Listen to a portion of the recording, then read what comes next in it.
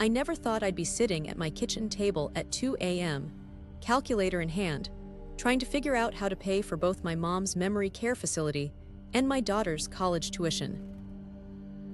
But there I was, tears streaming down my face, realizing we were just 3 months away from complete financial collapse. Hi, I'm Sarah from Budget Mastery, and what I'm about to share with you saved my family from bankruptcy after my mom's dementia diagnosis.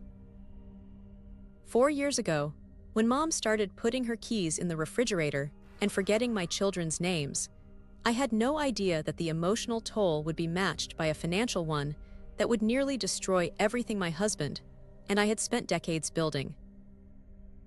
When the neurologist confirmed Mom's Alzheimer's diagnosis, he handed us pamphlets about memory exercises and medication options.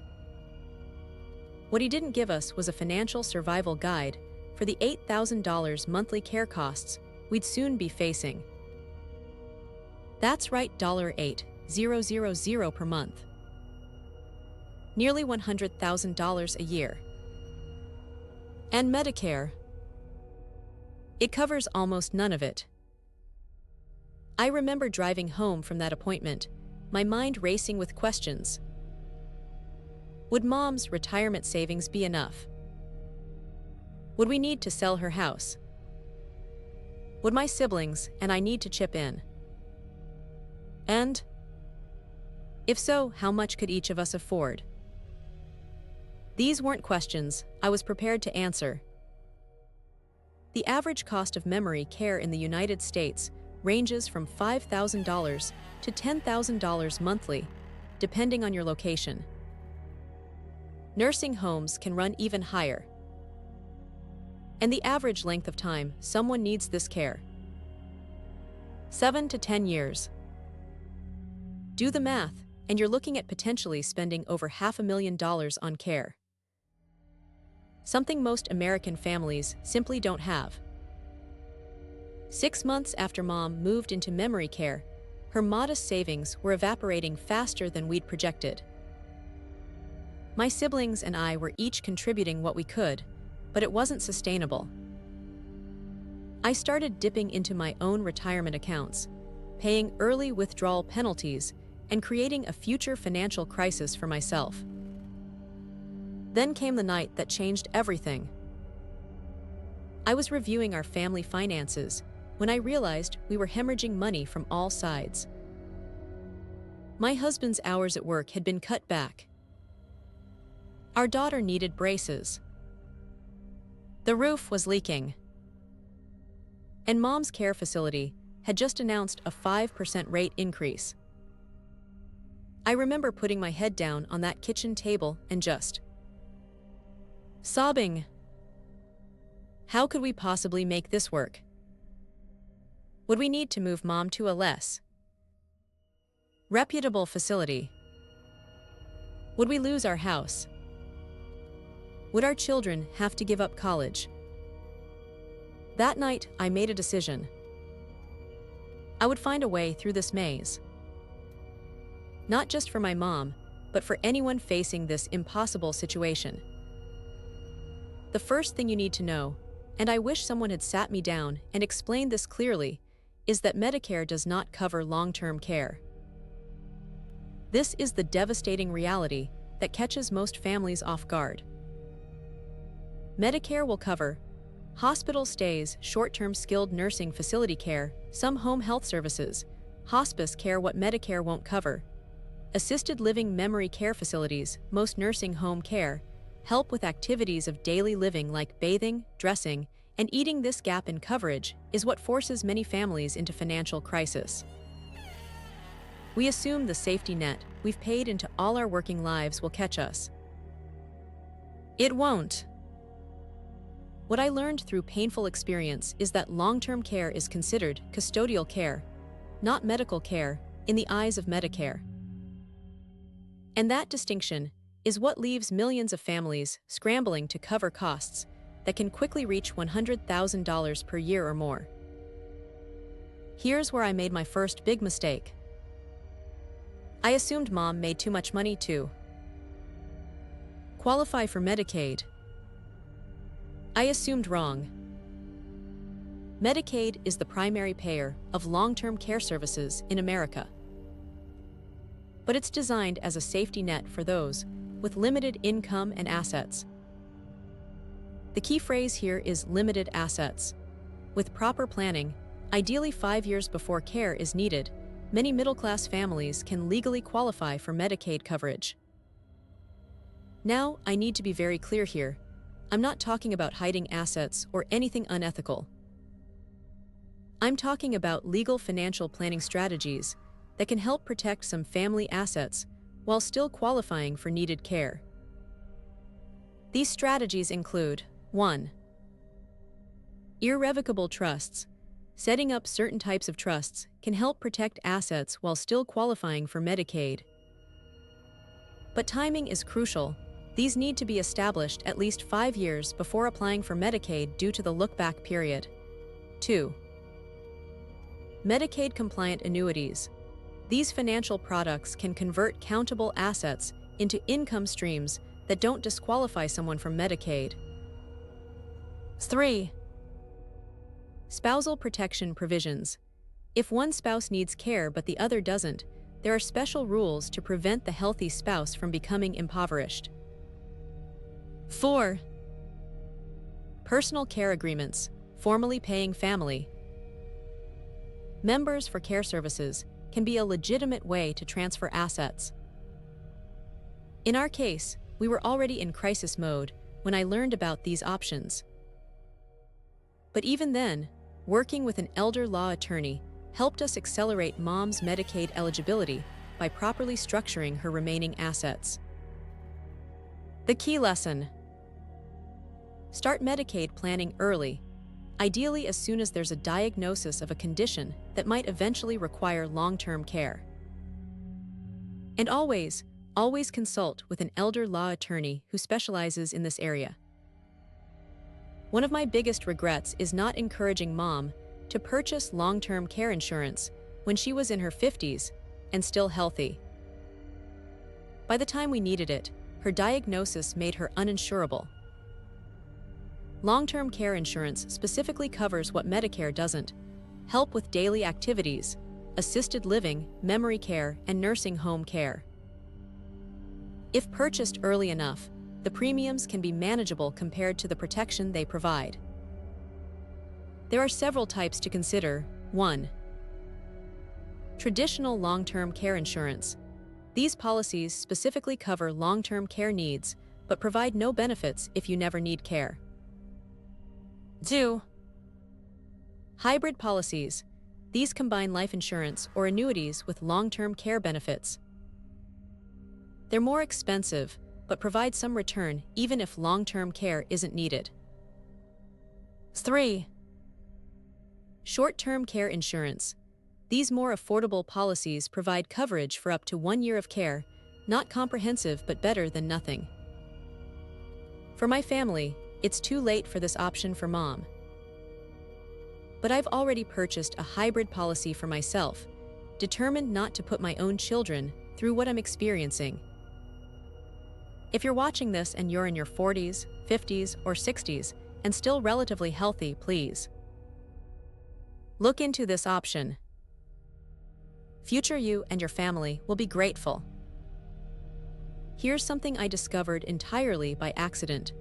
The Department of Veterans Affairs offers a benefit called Aid and Attendance that can provide significant financial help for veterans and their surviving spouses who need long-term care.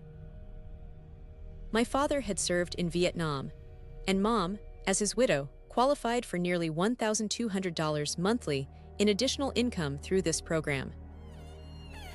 That's over $14,000 a year we didn't know was available to us.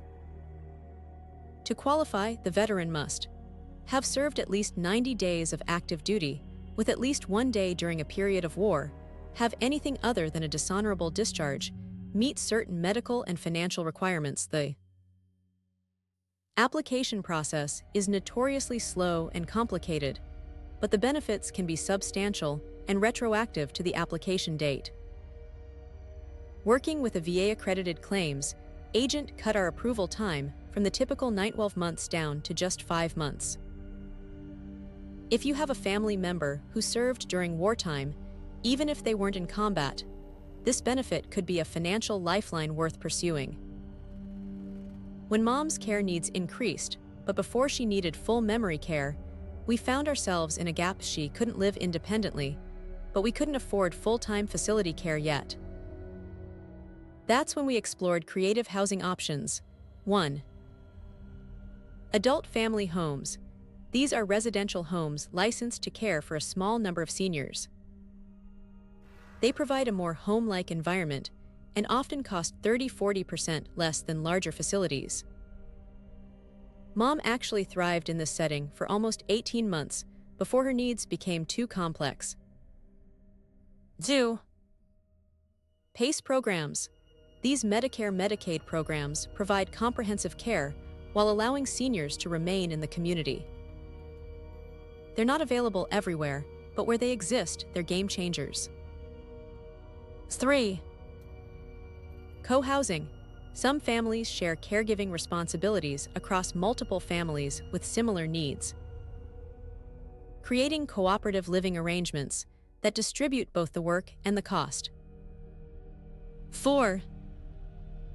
Home modifications. For those who can remain at home with support, investing in home modifications can be far less expensive than facility care.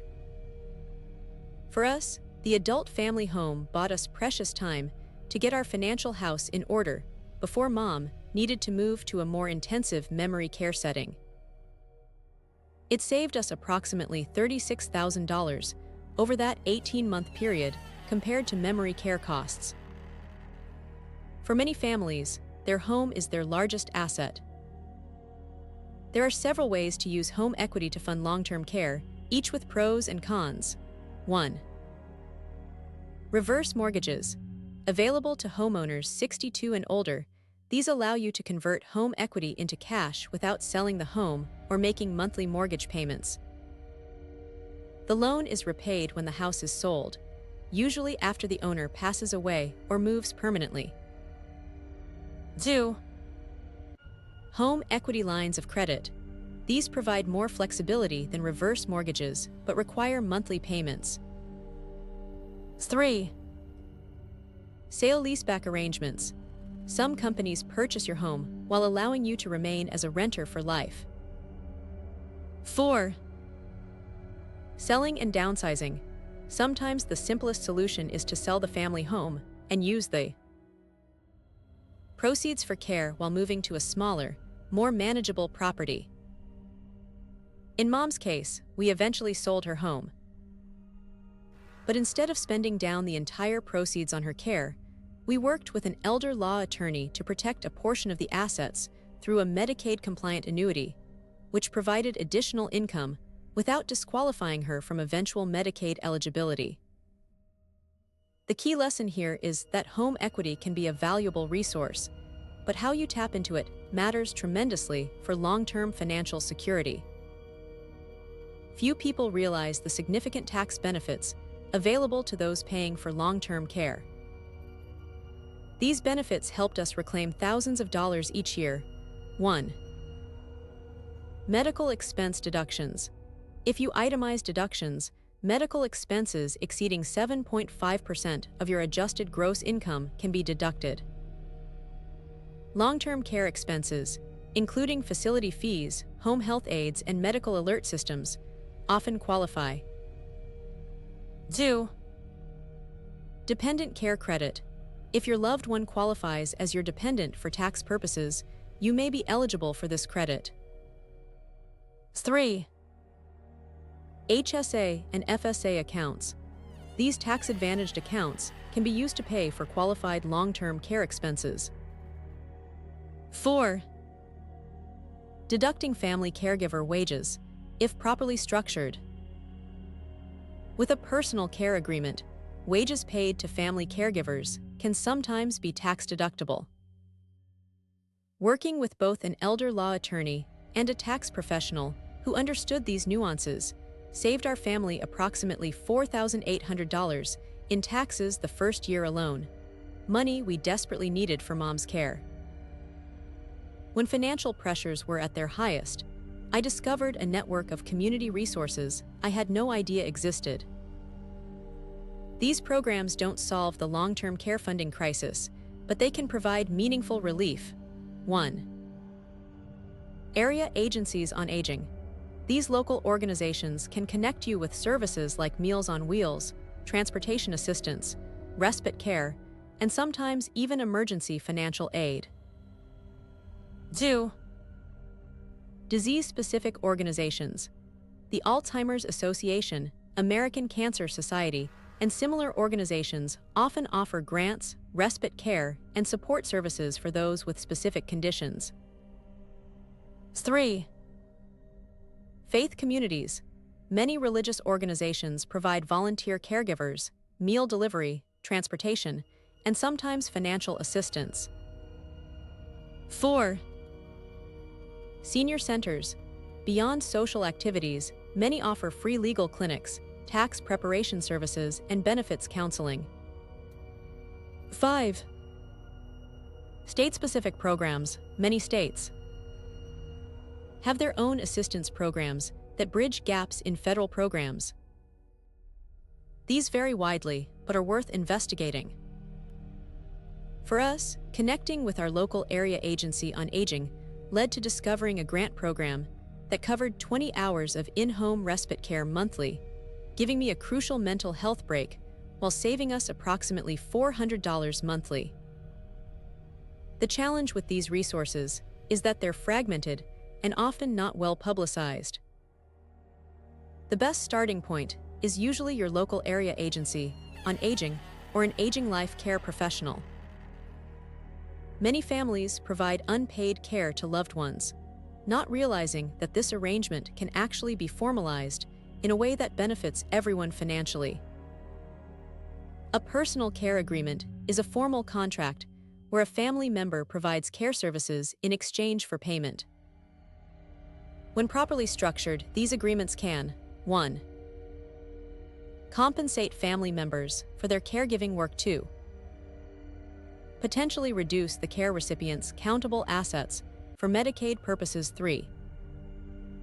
Provide clear expectations about care responsibilities. 4.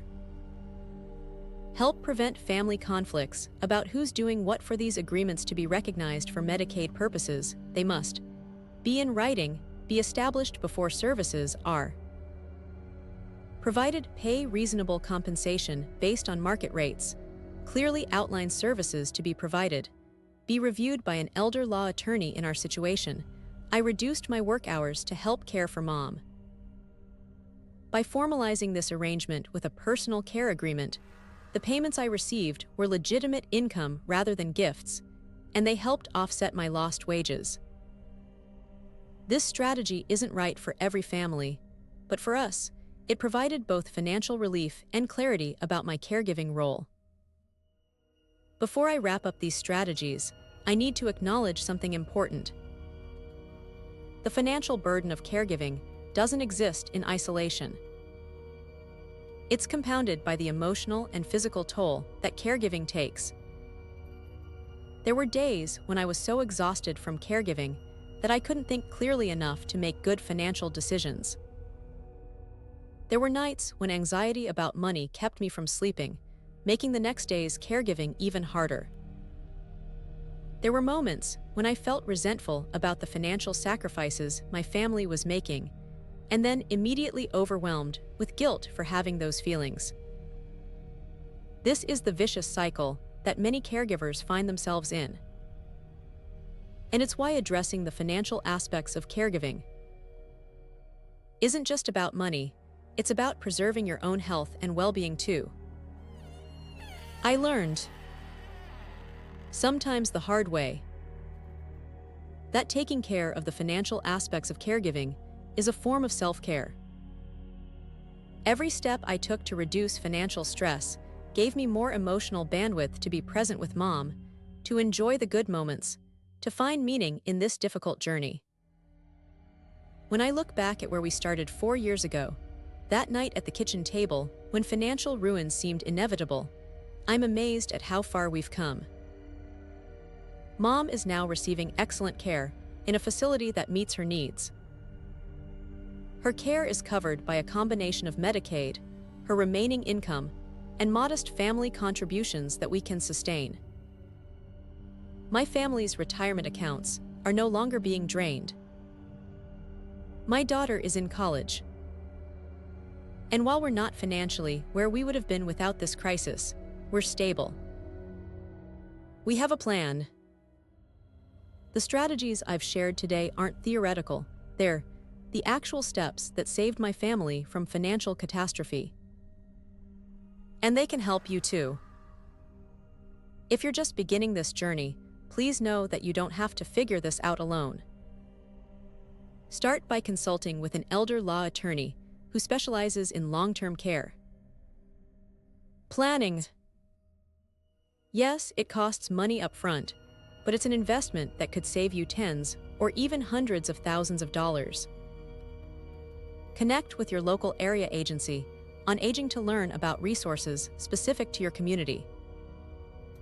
Join a caregiver support group, both for emotional support and to learn from others who have walked this path before you. And remember that planning early gives you more options.